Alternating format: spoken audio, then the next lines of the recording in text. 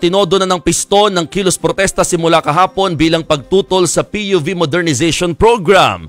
Maagang nag-ingay kahapon sa kalsada ng Maynila mga tsuper ng piston na hindi pumasada bilang protesta sa deadline ngayong araw ng franchise consolidation o pagsali sa mga kooperatiba. Apektado tuloy ang mga pasahero. Sa Pasig naman, alas 6 pa lang ng umaga, nangalampag na sa may palengke yung mga driver at operator. 3 araw ang tigil pasada ng grupong piston hanggang bukas, araw po ng Miyerkules, 1 ng Mayo. Hindi naman inalintanan ng mga pasahero rito ang strike. Mas mapamahal man, may masasakyan pa rin naman sila. Sa Commonwealth, Quezon City naman, may mga tsuper din na piniling bumiyahe.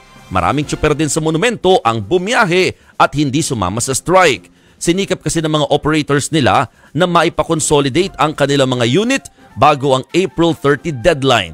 Sa rutang Malabon, LRT Circle, halos lahat ng 150 unit ng jeep ay consolidated na. Ang ilang tsuper, excited na nga rin daw sa bagong unit lalo na ngayong mainit ang panahon. Ang grupong Manibela na nakasama ng piston sa unang 2 araw na tigil pasada, pag-aaralan muna kung magi-strike din sa May 1, araw ng mga manggagawa. Sabi naman ng LTFRB, nakahanda sila sa kilos protesta tigil pasada ng piston. May nakabantay din daw ng mga pulis sa iba't ibang bahagi ng Metro Manila para maiwasan ang anumang gulo.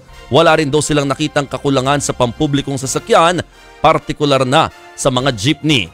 Kahapon, bago ang consolidation deadline, naghain ng supplemental petition ang piston kasama ang Bayan Muna Party List para sa temporary restraining order sa Korte Suprema laban sa implementasyon ng PUV-MP.